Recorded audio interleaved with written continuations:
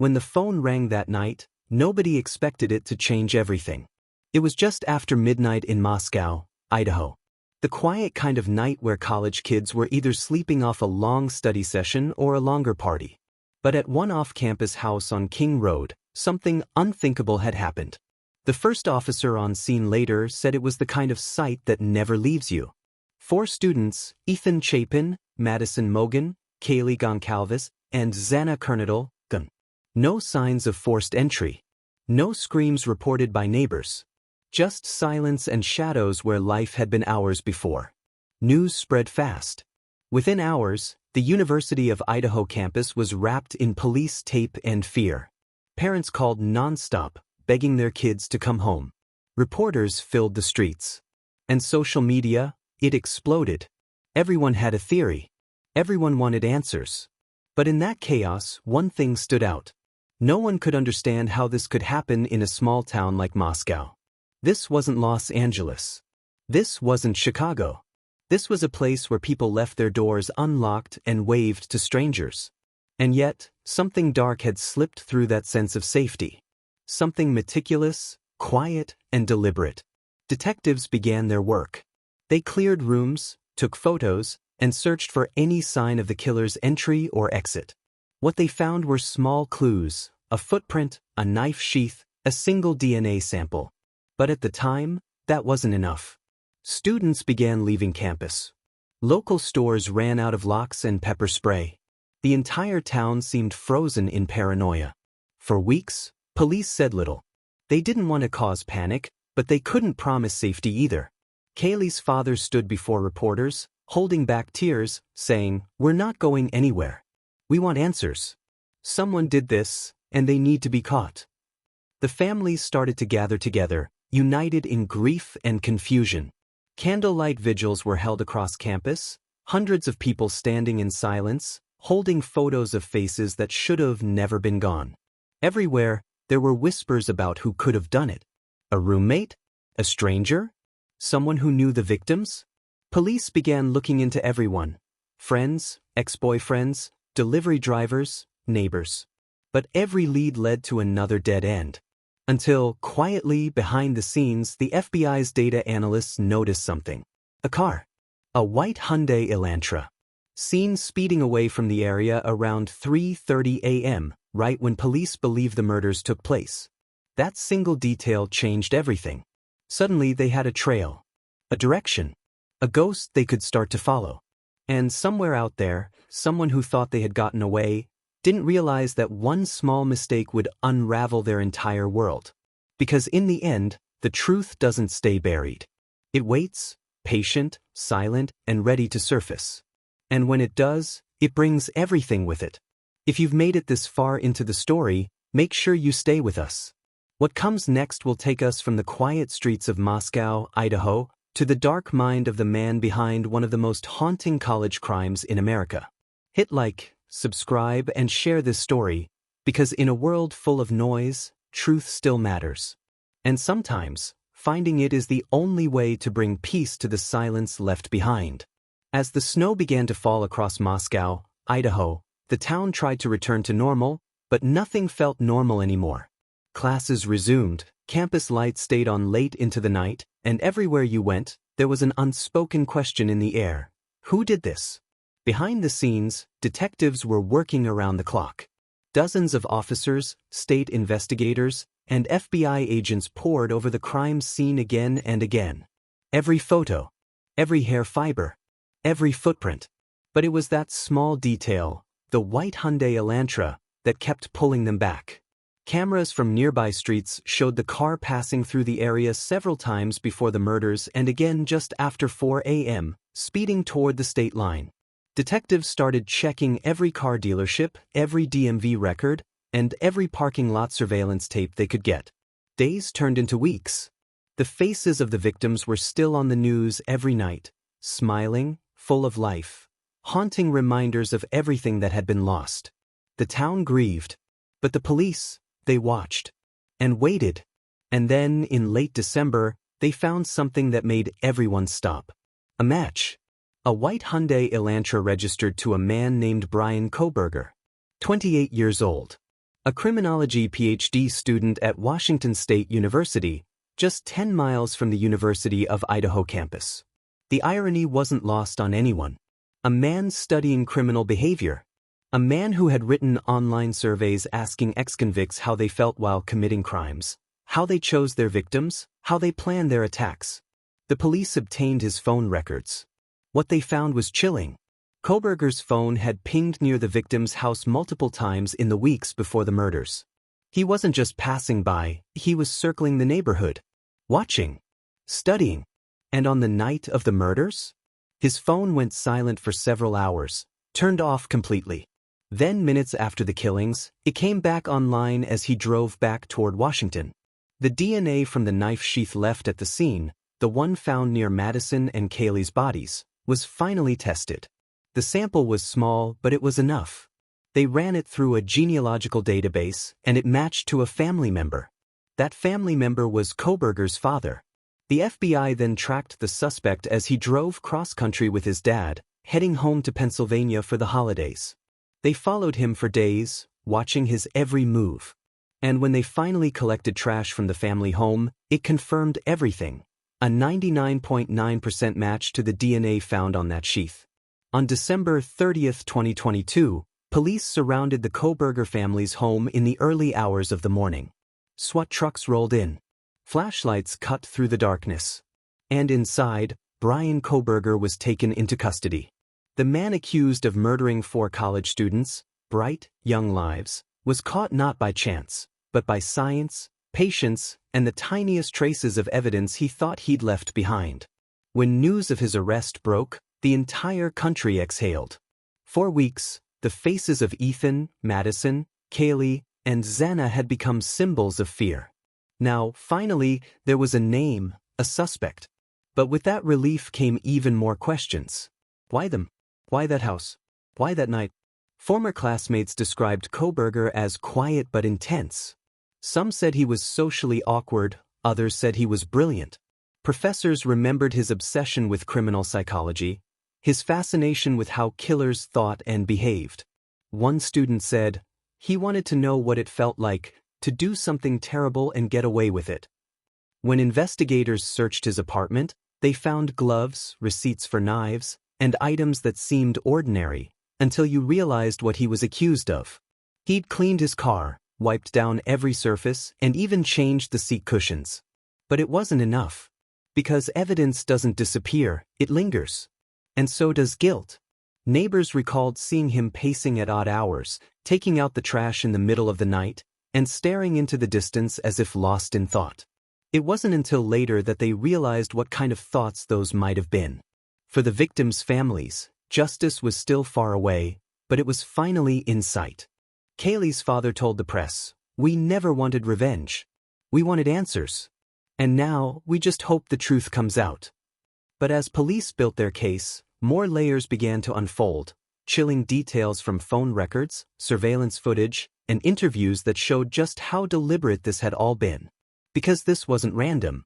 It was planned, studied, executed with precision. And that's what makes it even harder to comprehend, the cold calculation behind it all. Next, we'll take a deeper look into the evidence that sealed Bryan Kohberger's fate, and the haunting timeline that shows how far he was willing to go to live out his dark obsession. If you're following this story, make sure to like, subscribe, and share. Because every story like this deserves to be told, not for the darkness it reveals, but for the light it brings to the truth. When police finally stepped into Bryan Kohberger's apartment, it was like walking into the mind of someone who'd studied crime not to prevent it, but to perfect it. There was nothing extraordinary about the space at first glance. A single-bedroom graduate student apartment, sparsely furnished, silent. But as investigators began to move through, piece by piece, it became clear every inch of that room told a story. They found latex gloves in the trash. Cleaning supplies lined up neatly under the sink. His car, a white Hyundai Elantra, had been scrubbed clean, down to the metal. Seat cushions had been replaced, and the floor mats were gone. But under ultraviolet light, faint traces of blood glowed back. Even when someone studies for years how to erase evidence, they never truly can. On his computer, Detectives found searches about how to leave no trace, cell phone pings during murder investigations, and how DNA can be used to track suspects. He'd even saved research papers on how killers are profiled and how they avoid capture. It was chilling, not just because of the content, but because of the precision. This wasn't impulsive violence. This was obsession meeting opportunity. Prosecutors later said Kohberger's fascination with criminology wasn't about curiosity, it was about control. They believe he wanted to test himself, to see if he could outsmart the very system he'd studied. And that's where the horror deepened. Because Bryan didn't just know how investigators worked, he thought like one. But there were cracks. His phone, which he'd turned off during the murders, had pinged near the victim's house on 12 separate occasions before that night. 12. Always late, always around the same area. He wasn't passing through, he was watching. Surveillance footage from his campus parking lot showed him returning home around 5 a.m., just hours after the killings, wearing gloves and carrying a small bag. Days later, he'd drive that same car across the country, thousands of miles, as if he believed distance could bury the truth. But truth, like DNA, doesn't fade. Detectives built a digital timeline so detailed it was almost surgical. They tracked his movements, his internet searches, and even the way his phone reconnected to cell towers at key moments. And then there was the knife sheath. The one detail that tied everything together. A military-style K-bar sheath left beside the bodies, imprinted with a U.S. Marine Corps insignia. Inside the snap closure was a single touch of DNA. That DNA, investigators said, would become the thread that unraveled everything. They followed it through genealogy databases, connecting to relatives, narrowing down branches, until one name stood out, Bryan Kohberger. When they matched it to the trash DNA collected from his father's home, the case locked into place. But what truly unsettled investigators wasn't just the evidence, it was the motive or the lack of one. Kohberger had no connection to the victims. No history of violence. No prior arrests. So why them? Some believe he chose them because they represented everything he wasn't: bright, social, loved. Others think it was simply opportunity, a random encounter that grew into fixation. Whatever the reason, his behavior afterward revealed something darker than rage. A cold calm. He continued teaching classes at the university, graded papers, spoke in lectures about criminal justice as though nothing had happened. When his classmates discussed the Idaho murders in class, he reportedly stayed quiet, but listened closely. One student said, "It was like he was studying us, watching how people reacted." Even during his drive home to Pennsylvania, FBI agents tracking him noted how composed he seemed.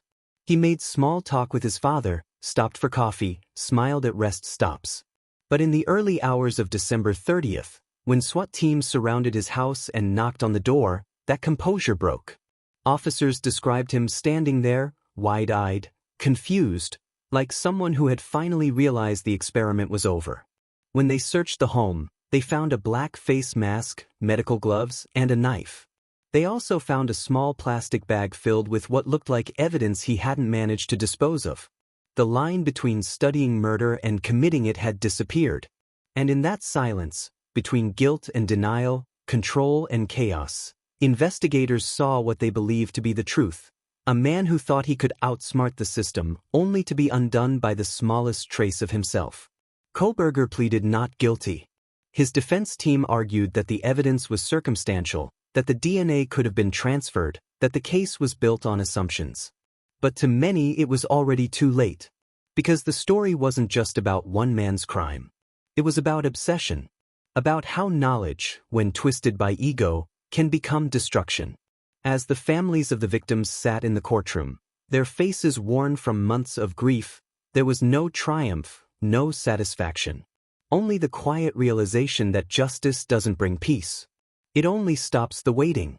And yet, the world kept watching. Not because of curiosity, but because of what this case said about human nature. How evil doesn't always come from chaos. Sometimes, it's methodical, intelligent, patient. And that's what makes it terrifying. If you're still watching this story unfold, take a moment to like and subscribe. Because these aren't just crimes, they're warnings. Stories that remind us that darkness often hides in plain sight. The courthouse in Moscow, Idaho, had never seen anything like it. Journalists lined the steps, cameras pressed against glass, and inside, rows of faces, parents, students, strangers, waited for the story they'd all been haunted by to finally make sense. Bryan Kohberger entered the courtroom in shackles, his face expressionless. No remorse, no fear, just a faint, distant awareness, as if he was observing his own trial like one of his case studies. For the families of the 4 victims, Kaylee, Madison, Ethan, and Xana, it wasn't relief. It was endurance. Nearly 2 years of sleepless nights, unanswered questions, and endless speculation had brought them here. But the pain hadn't dulled. Prosecutors began with the timeline, the meticulous reconstruction of the night that shattered a community. Every second, every movement. From the faint security footage of Kohberger's white Elantra circling the King Road neighborhood to the silent moment the phone signal went dark. The courtroom listened as investigators described finding the knife sheath, a small object that carried the weight of everything. It wasn't just DNA. It was intent. Then came the digital evidence. Cell tower data showing his phone traveling from Pullman to Moscow that night. Camera footage capturing his car on rural highways at impossible hours. Even the way his vehicle headlights reflected off neighboring houses matched perfectly with footage recovered near the scene.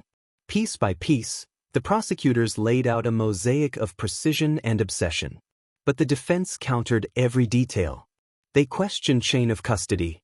They argued that the DNA evidence was trace, that touch DNA could have been transferred unknowingly. They painted Kohberger as a misunderstood academic, socially awkward, analytical, but not violent. They wanted the jury to believe coincidence, not connection. Still, there were moments no one in that courtroom could ignore. The forensic analyst, her voice calm but heavy, described the DNA match, 1 in 5.37 octillion. Statistically impossible to belong to anyone else. A roommate, trembling as she testified, recalled waking up that night to the sound of crying and a voice saying, "It's okay, I'm going to help you." When she looked out of her bedroom, she saw a tall man in black clothing and a mask walking past her door. The courtroom fell silent. The defense tried to dismantle her credibility, questioning trauma and memory, but the weight of her words lingered. You could feel it, like the air itself remembered. As days turned into weeks, the prosecution painted not just a crime but a portrait of motive. A man obsessed with domination and control. A man who saw murder as an experiment in power. And then came the digital trail he couldn't erase. His searches. His Reddit posts under aliases, asking criminals how they felt after committing violent acts. His late-night browsing of news reports about the murders, before the media had even published certain details. He wasn't just following the case. He was studying the aftermath of his own work. When the closing arguments came, the prosecution's tone was steady. He believed he was smarter than the system, the attorney said. But what he didn't understand is that systems don't solve cases. People do. The jury deliberated for hours. Outside, the world waited. Live streams, hashtags, endless speculation. When the verdict finally came, it was read in a voice barely louder than a whisper. Guilty. 4 counts of first-degree murder. 1 count of burglary. Bryan Kohberger showed no visible reaction. No tears. No collapse. Just silence. As though, for the first time, he was the subject of a study he couldn't control. For the families, it wasn't closure. It was confirmation. Kaylee's father later said, "There's no winning here. Justice doesn't bring her back. But it stops him from hurting anyone else." As the cameras turned off and the reporters packed their gear, what remained wasn't a headline, it was a scar. A reminder that behind every theory, every video, every article, were 4 lives that had been full of dreams, laughter, and plans that would never be fulfilled. In the end, the case of Bryan Kohberger became more than just a story about murder. It became a warning about obsession, about how intelligence without empathy becomes dangerous, and how evil can disguise itself as curiosity. The trial ended. The sentence was delivered. Life without parole. But the story didn't fade. Because every time the wind cuts through the quiet college streets of Moscow, Idaho, people still remember that night. The laughter that once echoed through the King Roadhouse, the friends who never made it home, and the justice that came, slow but relentless. If you've been following this story, thank you. These moments of truth matter because they remind us that justice isn't about revenge. It's about remembrance. If you believe stories like this deserve to be told, please like, share, and subscribe. It keeps the memory of the victims alive, and it helps us continue to shine light into the darkest corners where truth hides. When the courtroom emptied and the news vans rolled away, Moscow, Idaho, began the slow process of trying to heal. But healing after something like this isn't simple. It doesn't happen all at once. It lingers, it fades, and it returns when you least expect it.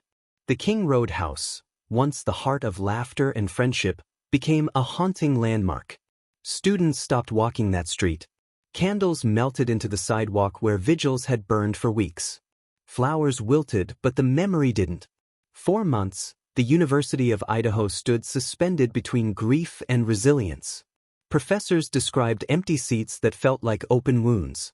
Friends of the victims carried their photos on graduation day, their faces printed on ribbons and caps. And across the country, the case changed how people thought about safety, technology, and justice. Before the Idaho murders, few understood how crucial digital footprints could be in solving violent crimes. Afterward, the concept of digital forensics became a national focus. Phone pings, car movements, DNA genealogy, these weren't just tools. They were lifelines. The FBI and state investigators said it was the most data-driven manhunt they'd ever conducted. Every second of Kohberger's movement had been captured, analyzed, and layered into an algorithm of guilt. From the GPS in his car to the dust on his floor mats, every clue became part of a digital portrait of a killer who believed he was invisible. And yet, he wasn't. That became the haunting legacy of the case. In an age of data, there are no true ghosts. For criminologists, the story was more than tragedy, it was a study in human contradiction. How someone could dedicate their life to understanding the psychology of crime, only to become the subject of it. Professors who once taught him said it left them shaken. One told reporters, he was the student who wanted to know everything. I just never imagined he wanted to feel it too. In the months that followed, universities across the U.S. reviewed campus safety measures. Dorm entry systems were upgraded, surveillance cameras expanded, and counseling services for trauma and fear were made more accessible. But the changes weren't just technical, they were emotional.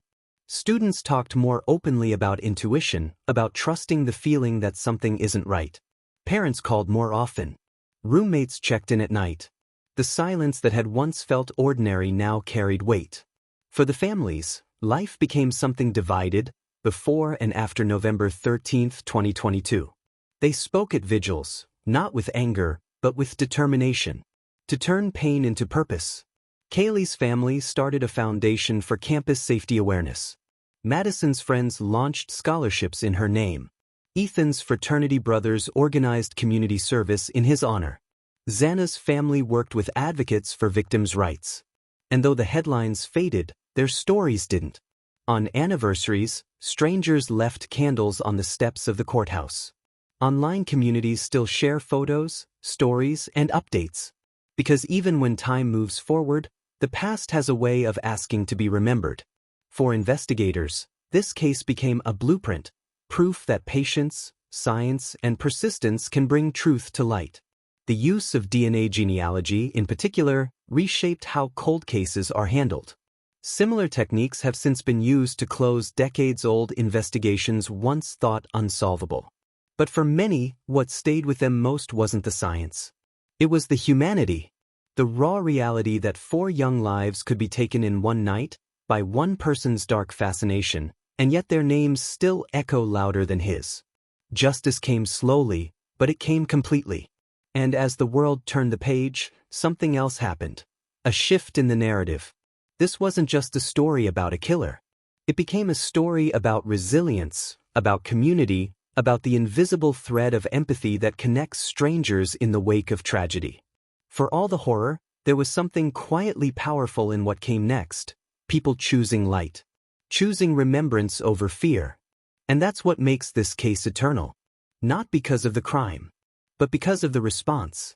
Because in the end, the Idaho murders didn't just reveal the worst of one person, they revealed the best of countless others who refused to let darkness have the last word. If you've stayed through this story, thank you. You're part of that light. The reason stories like this continue to be told with respect, empathy, and truth. If you believe the voices of victims deserve to be heard long after the noise fades, please like, share, and subscribe. It helps us continue to tell the stories that matter, the ones that remind us that justice may take time, but it always finds its way home. To understand Bryan Kohberger is to step into a maze, one made not of walls and mirrors, but of quiet obsessions and unanswered questions. He wasn't the type of person most people would suspect. No criminal record. No history of violence. A graduate student with a deep interest in the study of criminal minds. But sometimes, the mind that studies darkness becomes drawn to it. Those who knew him before the murders described him as intelligent, intensely so, but socially detached. Former classmates said he often turned conversations toward the psychology of killers. He wasn't fascinated by violence in the way a thrill-seeker might be, but rather in how it worked, how someone could commit the unthinkable and still hide in plain sight.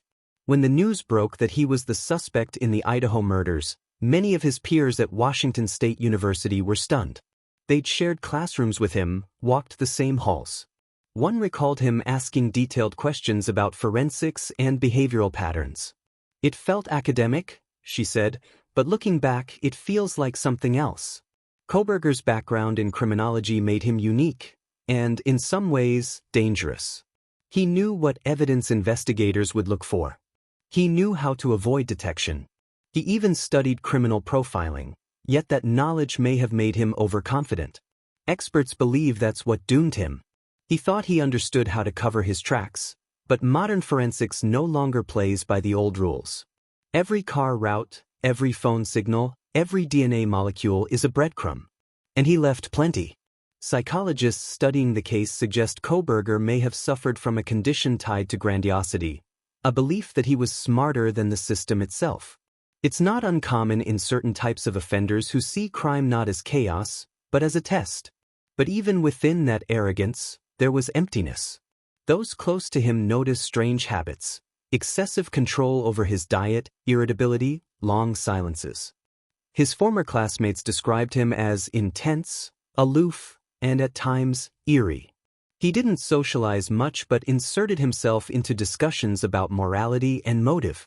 He wasn't interested in empathy, he was interested in control. In one of his online research surveys, later discovered by investigators, he had asked ex-criminals to describe their emotions and thoughts before, during, and after committing crimes. At the time, it was presented as academic research. In hindsight, it reads differently, as if he were collecting data for himself. One behavioral analyst put it bluntly, he was rehearsing. The night of November 13, 2022, was the final act in that rehearsal, a grim test of everything he'd studied. He stalked his victims for weeks, studied their routines, and chose a window of vulnerability. He didn't act in rage, he acted in calculation. And yet, calculation has limits. Every theory of criminal perfection collapses under the weight of reality. Kohberger left behind traces of DNA, phone records, and the faint but undeniable pattern of human behavior. He may have believed himself invisible, but the science he admired became the very net that trapped him. The irony of the case is inescapable. A criminology student brought down by the same principles he once studied to master. As his trial loomed, experts debated the deeper why. Was it ideology? Curiosity? A hunger for recognition? Or simply the slow decay of empathy that comes from seeing people as case studies rather than lives? Those closest to him described him as isolated, someone who wanted to be seen as superior but never felt accepted. It's a dangerous combination, high intelligence mixed with social alienation. When investigators examined his writings and online activity, a pattern emerged: fixation on control, detachment from emotion, and a strange admiration for the structure of violent acts. Not the chaos, but the precision. In the end, the story of Bryan Kohberger isn't one of sudden madness. It's one of quiet descent, of a man so lost in the theory of evil that he mistook it for understanding. And perhaps that's the lesson hidden inside this tragedy. You can study crime, analyze behavior, and dissect motives, but when curiosity loses empathy, knowledge becomes something else.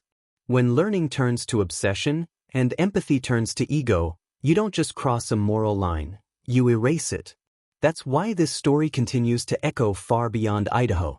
It isn't just a case study, it's a warning. Evil doesn't always wear a mask or shout from the dark. Sometimes, it sits quietly in a classroom, takes notes, asks the right questions, smiles when people say it's brilliant, and sometimes, it believes it's smarter than everyone else. But the truth always wins, because even the most careful mind can't predict the persistence of those who seek justice. If this story moved you, remember the lives at its center, the 4 young souls whose light still breaks through the shadow left behind. Please like, share, and subscribe to help keep their memory alive and support real investigative storytelling. Because every time we tell these stories with empathy and truth, we remind the world, light will always find its way through the dark.